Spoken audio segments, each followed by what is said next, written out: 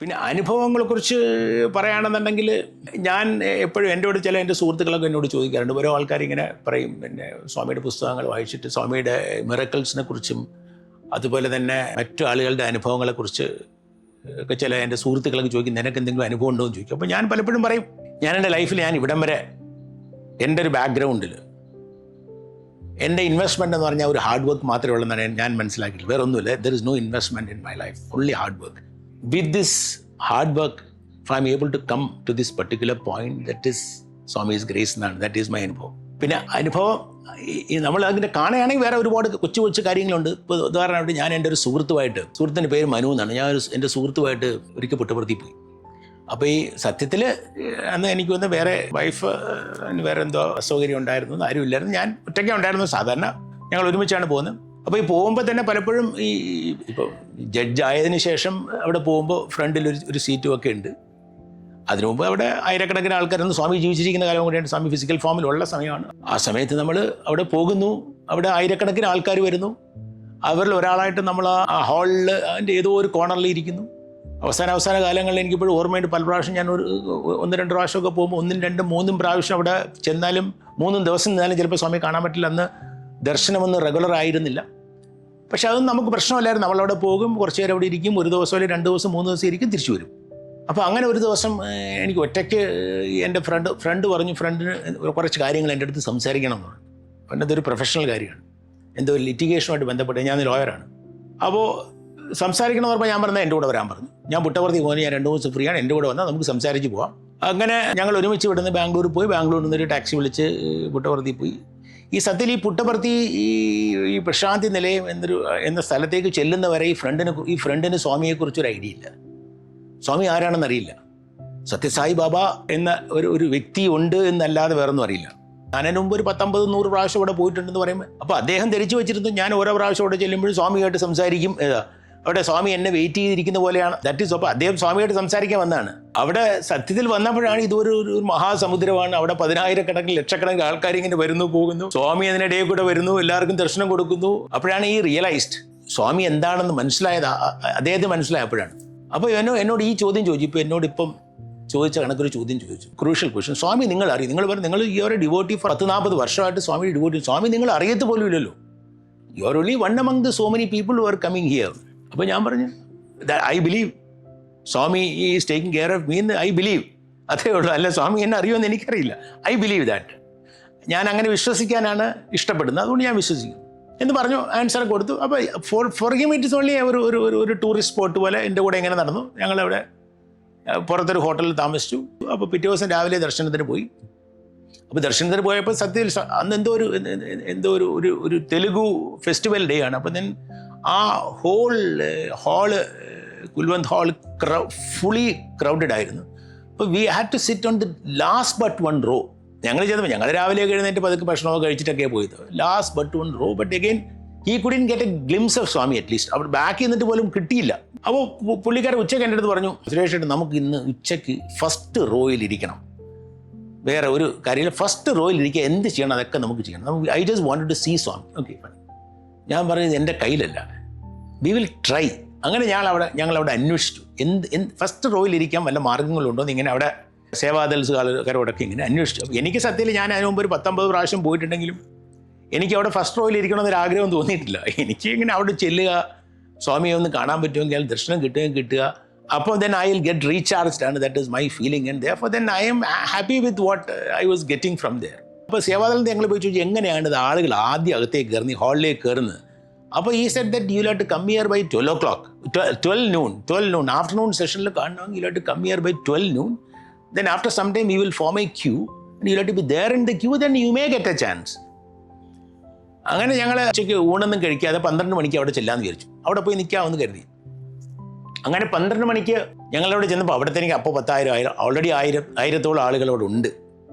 അപ്പോൾ തന്നെ ഞാൻ അവളോട് പറഞ്ഞു, മനു നമ്മൾ ഇനി നിന്നിട്ട് കാര്യമില്ല. ബിക്കോസ് ഈ 1000 പേര് കഴിഞ്ഞാൽ നമുക്ക് ഒരിക്കലും ഫസ്റ്റ് റോയിൽ ഇരിക്കാൻ പറ്റില്ല. പിന്നെ എന്തിനാ നമ്മളിനി 3 മണി സ്വാമിയുടെ ദർശന ടൈം ആവശ്യം 3 മണിക്ക് ശേഷം 3 മണി വരെ നമ്മളിവിടെ ഇവിടെ നിന്നിട്ട് ഒരു കാര്യമില്ല.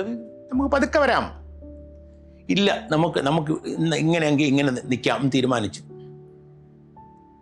കുറച്ച് കഴിഞ്ഞപ്പോൾ കുറേ പിന്നെ അവിടുത്തെ സേവാദാൽസ് കുറച്ച് ആൾക്കാർ വന്ന് പറഞ്ഞു, ഇവിടെ ഇനി നിൽക്കാൻ പറ്റില്ല, നിങ്ങളെല്ലാം ആ ഗണപതി അമ്പലത്തിൻ്റെ ബാക്കിലേക്ക് പോകണം, അതിൻ്റെ ബാക്കിലേക്ക് പോകണം, അത് കഴിഞ്ഞ് ഞങ്ങൾ വിളിക്കുന്ന സമയത്ത് ഇങ്ങനെ വന്നാൽ മതി പറഞ്ഞു. അപ്പോൾ കുറച്ച് പേരെ അവിടെ റെസിസ്റ്റ് ചെയ്തു. പക്ഷേ അവരെല്ലാവരെയും പെഴ്സ്യൂഡ് ചെയ്ത് അങ്ങോട്ട് പോകാൻ പറഞ്ഞു അവിടെ, ബിക്കോസ് ദർ എന്തൊരു പ്രോഗ്രാമോ സം ആക്ടിവിറ്റി. സോ ഞങ്ങൾ അവിടെ എൻ്റെ ബാക്കിൽ അവിടെ ദൂരെ പോയി അവിടെ നിന്നു. ഒരു 2 മണിയായപ്പോഴത്തേക്ക് അവിടെ ആരോ വിസിലടിച്ചു. അപ്പോൾ ആളുകളിങ്ങനെ ഓടുന്നുണ്ട്. ഞാൻ പറയും എനിക്കിതൊന്നും പറ്റില്ല, നീ വേണമെങ്കിൽ ഓടിക്കണം പറയാ. അവിടെ നിന്ന് ഇങ്ങനെ ഓടി അവിടെ ഞാൻ പതുക്കെ വരാം, യു വേണമെങ്കിൽ എന്നെക്കാളും 4-5 ദിവസം ഇളയ ആളാണ്, നീ ഓടിക്കോ, അവിടെ പോയി നിന്നോ, ഞാൻ നിൻ്റെ അടുത്ത് വന്നിരിക്കാന്നൊക്കെ പറഞ്ഞു. ബട്ട് അഗെയിൻ അങ്ങനെ പുള്ളിക്കാരൻ വളരെ സ്പീഡിൽ ഓടി അവിടെ പോയി. അവിടെ ചെന്നപ്പോഴത്തേക്ക് അവിടെ ഓൾറെഡി ഒരു 3 ലൈൻ വെച്ച് ഫോം ചെയ്തു. ആ 3 ലൈനിനകത്ത് 10, 200, 250 ആൾക്കാർ വന്ന് ഞങ്ങൾ 250 പേരുടെ ബാക്കിൽ ഒരു റോയിൽ ഞങ്ങൾക്ക് ഒരു പൊസിഷൻ കിട്ടി. ഞങ്ങൾ അങ്ങനെ ഇവിടെ ഇരിക്കുകയാണ്. അപ്പോഴും we lost our hope that we will not be able to sit on the first row. അത് കഴിഞ്ഞ് 20-25 മിനിറ്റ്സ് കഴിഞ്ഞപ്പോഴത്തേക്ക് ഒരുപാട് ക്രൗഡ് വന്നപ്പോഴത്തേക്ക് അത് മാനേജ് ചെയ്തിരുന്ന വോളണ്ടിയേഴ്സ് അല്ലെങ്കിൽ സേവാദൾസ് ഒരാൾ പെട്ടെന്ന് ഇങ്ങനെ നടന്ന് എൻ്റെ അടുത്ത് വന്നിട്ട് പറഞ്ഞു, we are going to start a new row, you can come in front എന്ന് പറഞ്ഞു. അപ്പോൾ ഞാനും എൻ്റെ തൊട്ട് ബാക്കിലാണ് മറ്റേ ആൾ. ഞങ്ങൾ രണ്ടും കൂടെ ഈ 200 പേരെ ബൈപ്പാസ് ചെയ്ത് ഒരു 4ാമത്തെ റോ സ്റ്റാർട്ട് ചെയ്തതിൻ്റെ ബിഗിനിങ്ങിൽ ഞങ്ങൾ അവിടെ ചെന്നു. അപ്പോഴത്തെ ഫ്രണ്ട് ചോദിക്കുന്നുണ്ട്, നമ്മൾ ഈ 4ാമത്തെ റോയിൽ വന്നു, പിന്നെ നമ്മൾ ഫസ്റ്റ് റോയിൽ പോകത്തില്ലേ? ഞാൻ പറഞ്ഞു ഉറപ്പില്ല, ഫസ്റ്റ് മറ്റേ റോ ആണ് ആദ്യം ഇടുന്നെങ്കിൽ അവർ തന്നെ 10,000 പേരുണ്ടല്ലോ, നോ ചാൻസ്. അപ്പം ഞാൻ ഡിസ്കറേജ് ചെയ്തു, ബിക്കോസ് അയാൾ കൂടുതൽ വിഷമിക്കേണ്ടെന്ന് വിചാരിച്ച് ഞാൻ ഇങ്ങനെ ഡിസ്കറേജ് ചെയ്തു. അപ്പോൾ അത് കഴിഞ്ഞ് പിന്നെ ഇത് ആളുകളിലേക്ക്, ഈ ഹാളിലേക്ക് ആളുകളെ കയറ്റാനുള്ള ഒരു സമയം തുടങ്ങിയപ്പോഴത്തേക്ക് ഒരു പ്രായമുള്ളൊരു സേവാദൽ വോളണ്ടറി എന്ന് വന്നിട്ട് ഒരു സഞ്ചിയായിട്ട് വന്നിങ്ങനെ അതിനകത്ത് കുറേ ടോക്കൺസുമായിട്ട് വന്നു.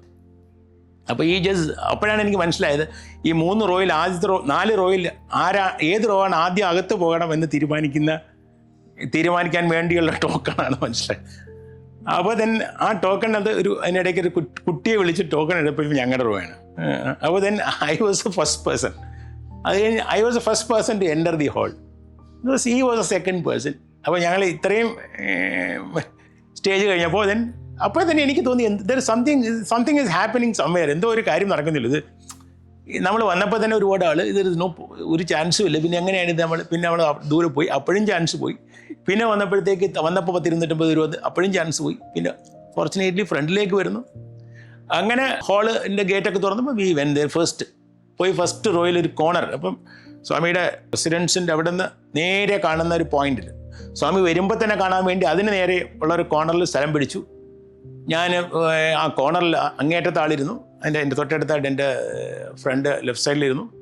അത് കഴിഞ്ഞ് 2 മണിക്കൂറോ 1.5 മണിക്കൂറോ കഴിഞ്ഞപ്പോഴാണ് സ്വാമി കുറച്ച് ലേറ്റായിട്ടാണ് വന്നത്. 6:30 മണി മറ്റുമായി സ്വാമി വന്നു. അപ്പം നമ്മൾ സ്വാമി വരുമ്പോൾ നമ്മൾ ഈ അമ്പലത്തിൽ പോകുന്നതൊക്കെ നമ്മൾ കണ്ണടച്ച് തൊഴും. അപ്പോൾ സ്വാമി നമ്മളെ കാണുന്നുണ്ടോ? നമ്മൾ കാണുന്നില്ലല്ലോ. അപ്പോൾ ഞാനപ്പോൾ സ്വാമി വരുമ്പോൾ പോലും സ്വാമിയുടെ ആ റെസിഡൻസിൽ നിന്ന് ഇറങ്ങുന്ന പോലും ഞാനിങ്ങനെ കണ്ണടച്ച് തൊഴുതുകൊണ്ടിരിക്കുകയാണ്. പക്ഷേ എൻ്റെ ഫ്രണ്ട് അതല്ല. എൻ്റെ ഫ്രണ്ട് സ്വാമി എങ്ങനെ വാച്ച് ചെയ്തുകൊണ്ടിരിക്കുകയാണ്, സ്വാമി എന്ത് ചെയ്യുന്നത് വാച്ച് ചെയ്തുകൊണ്ടിരിക്കുകയാണ്. അതേ ഒരു ഡിവോട്ടി ഒന്നുമല്ല. അപ്പോൾ ഓൺലി ആ ഒരു ഇൻക്വിസിറ്റ്നെസ് ആണ് to know about the swami and ആശ്രമത്തെ ആക്ടിവിറ്റീസിനെ കുറിച്ച് മനസ്സിലാക്കുക എന്നുള്ളേ ഉള്ളൂ. അത് കഴിഞ്ഞ് സ്വാമി വന്നു. സ്വാമി പതുക്കെ ടേൺ ചെയ്ത് പോയി, ലെഫ്റ്റിലേക്ക് പോയി. അപ്പോഴും ഞാൻ കണ്ണടച്ചിരിക്കുകയാണ്. എൻ്റെ ഫ്രണ്ട് എന്നെ കാലിലിങ്ങനെ ഒന്ന് തൊട്ടിട്ട് പറഞ്ഞു, സ്വാമി വന്ന് പോയി, നിങ്ങൾ നോക്കിയൊന്നുമില്ല എന്ന് ഈ ഫ്രണ്ട് എന്നോട് പറയുമ്പോൾ, സ്വാമി അന്ന് വീൽ ചെയറിലാണ്, സ്വാമി വീൽ ചെയറിൽ പോവാണ്.